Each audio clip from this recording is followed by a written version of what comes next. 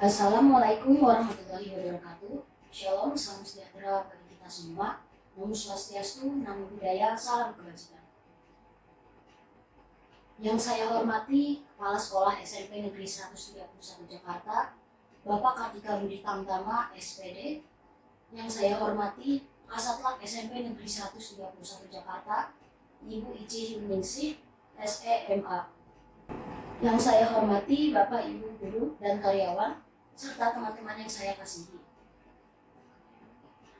Puji syukur kita panjatkan kepada Allah, Tuhan semesta alam, karena rahmat dan hikmahnya kita semua dapat berkumpul di pagi hari ini.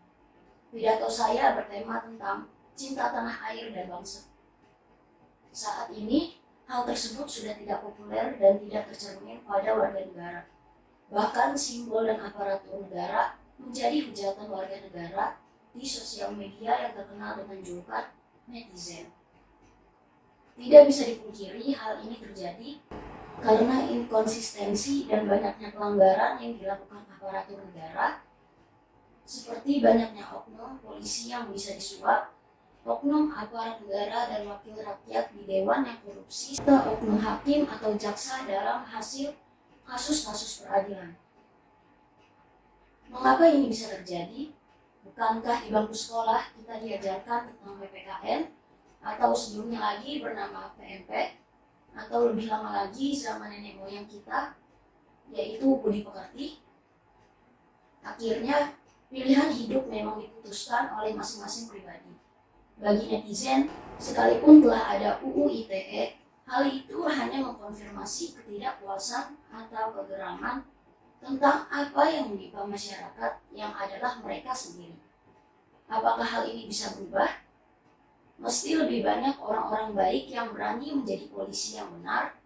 Mesti lebih banyak lagi orang-orang yang sangat baik dan berani menjadi aparatur negara, wakil rakyat, hakim, dan jaksa. Niscaya lingkungan masing-masing habitat akan bisa berubah menjadi lingkungan yang positif dan konstruktif. Pemerintah mesti membuka seluas-luasnya kesempatan bagi warga negara untuk menjadi pribadi yang maju, berkembang, berintegritas, dan berhasil. Setiap orang tua menjadi contoh dan teladan bagi setiap anak-anak. Pendidikan awal bermula di rumah tangga. Orang tua tidak hanya menghabiskan waktu untuk mencari nafkah, sehingga pendidikan terhadap anak-anak terbengkalai. Anak-anak yang dipersiapkan menjadi pribadi yang tangguh dan berkarakter untuk selalu haus akan ilmu pengetahuan, karena ilmu pengetahuan adalah gerbang menuju kesuksesan dan kesejahteraan. Anak-anak diajarkan untuk taat, tertib, dan disiplin terhadap peraturan-peraturan, karena aturan dibuat untuk membuat segala tatanan kehidupan lebih tertib dan teratur dalam kehidupan berbangsa dan bernegara. Ketika kita ingin memprotes peraturan pemerintah, mestinya kita berkaca apakah kita telah mematuhi peraturan-peraturan yang telah ditetapkan pemerintah, atau mungkin kita menikmati pelanggaran-pelanggaran kita karena hal itu membawa keuntungan pada diri kita. Contoh sederhananya ketika kita mengendarai sepeda motor, tetapi jalanan macet dan kita terdesak waktu untuk segera tiba di tempat tujuan. Akhirnya kita menerobos lampu lalu lintas dan mengendarai di atas trotoar. Mestinya hal ini tidak terjadi jika lebih disiplin mempersiapkan waktu lebih awal, sehingga kita tidak perlu membuat banyak pelanggaran lalu lintas yang bisa membahayakan jiwa kita sendiri dan pengguna jalan raya yang lainnya. Kita harus mulai belajar dari hal-hal kecil dan sederhana. Ketika kita mampu disiplin, taat, dan tertib pada hal kecil, maka kita akan bisa berhasil menghadapi hal-hal besar. Hal-hal kecil itu membuat kita belajar dan menjadi ujian naik kelas untuk berhasil menghadapi hal-hal besar.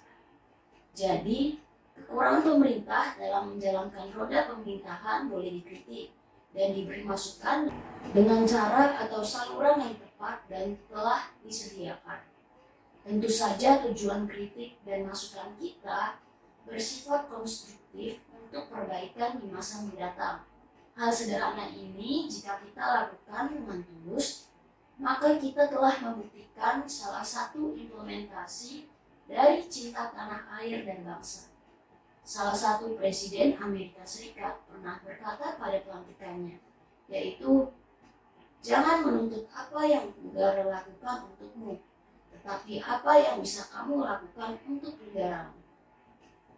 Orang tidak harus sukses menjadi polisi, aparatur negara, pengusaha, wakil rakyat, atau pejabat negara. Cukup menjalankan kewajiban sebagai warga negara, yaitu mengikuti peraturan dan membayar pajak, maka itu sudah bisa menjadi bukti cinta tanah air dan bangsa. Mari kita berkarya mengerjakan hal-hal positif yang bisa kita lakukan di lingkungan kita tinggal, bergaul dan bekerja. Hal-hal kecil yang positif jika dilakukan setiap orang maka akan membawa suatu pergerakan yang besar bagi bangsa. Hal ini juga menjadi ucapan syukur bagi kita bisa tinggal di negara yang indah dan elok, serta masyarakatnya ramah, berbudaya, dan saling menghargai. Semoga kita semua dirahmati Allah yang selalu menaungi kita berkah di negara kita tercinta ini. Semoga selalu tercipta ketenteraman dan kesejahteraan di masyarakat kita. Sekian pidato saya. Atas perhatian Bapak dan Ibu Guru serta teman-teman semua, saya mengucapkan terima kasih. Wassalamualaikum warahmatullahi wabarakatuh. Semoga Tuhan memberkati. Om Santi Santi Santi Om. Namo Buddhaya. Salam kebajikan.